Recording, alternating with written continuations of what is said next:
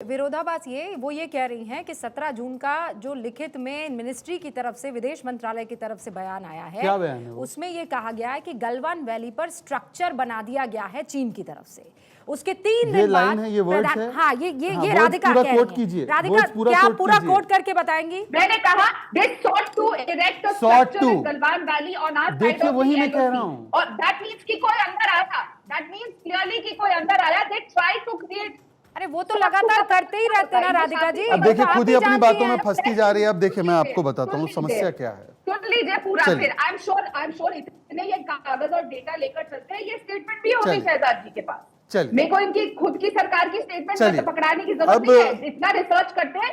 चलिए, अब मैं बहुत अच्छी बात, मुझे ये बता दीजिए कि एक्सटर्नल और प्रधानमंत्री दोनों के शब्द अलग हैं। हाँ, कौन सच बोल रहा है? मैं बताता हूँ। ओके, कौन सच्चा कौन झूठा? हाँ, देखिए, अब क्योंकि इन्होंने बात की है सरकारी दस्तावेजों की, तो सरकारी दस्तावेजों की ही बात करते हैं। उसमें क्लियरली लिखा गया है कि ये प्रयास करने का, कुत्सित प्रयास करने का जो लगातार चीन करता आ रहा है, ये प्रयास किया गया, परंतु इस बार मुंहतोड़ जवाब दिया गया और इसकी वजह से वो कामयाब नहीं हुए। परंतु जब गलवान में हमारे सैनिकों ने अपने बलवान को दिखाया, तो उस पर भी सवाल चिन्ह खड़े करने का काम कांग्रेस पार्टी ने ही किया। अब मैं आपको पूछता हूं, क्योंकि आपने सरकारी दस्तावेजों का हवाला दिया है, अक्साई चीन 40,000 स्क्वायर किलोमीटर ये चला गया 1962 में, इस पर तो कोई डाउट नहीं है ना। 2008 में टिया पंगनक, जोरावर फोर्ट, डैम चौक, डूम चेली, ये किसके समय पर गया? और उस समय पर जब ये सरकारी जमीनें जा रही थी, हमारी देश की जमीनें जा रही थी, तब आप चाइना से चंदा ले रहे थे। ये सरकारी दस्तावेज, आप ही के आरजीएफ के दस्तावेज। सुन लीजिए अब राधिका जी, मैंने आपके बीच में नहीं बोला।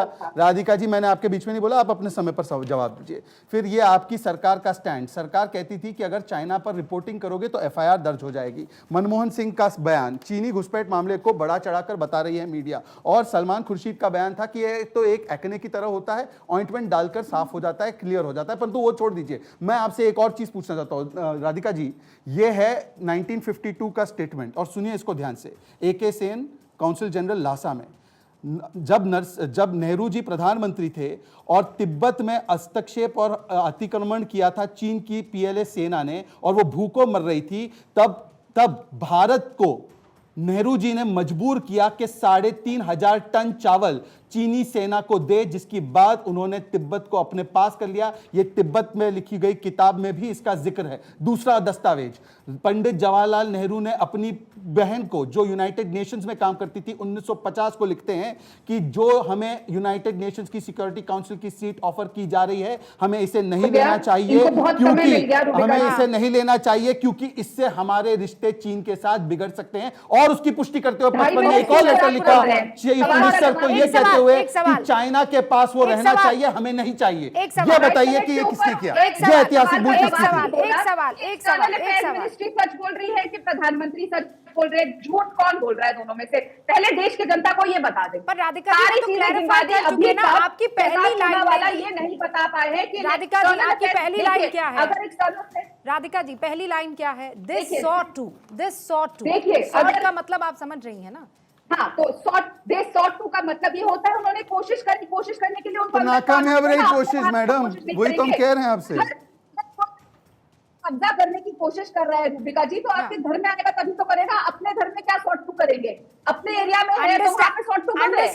आपके यहाँ आए तभी तो राधिका जी वो आए, लेकिन क्या आपके पास, देखिए बहुत सीरियस इशू है राधिका जी, आप जो इशारा कर रही हैं, 20 सैनिक हमारे शहीद हुए कि नहीं हुए? ये बताइए। हुए हैं राधिका जी, कैसी बात कर रही हैं? नहीं, इसमें कोई हार ना है, ना कुछ हुआ। पर मैं ये कह रही हूँ, प्रधानमंत्री जी ने झूठ बोला 20 तारीख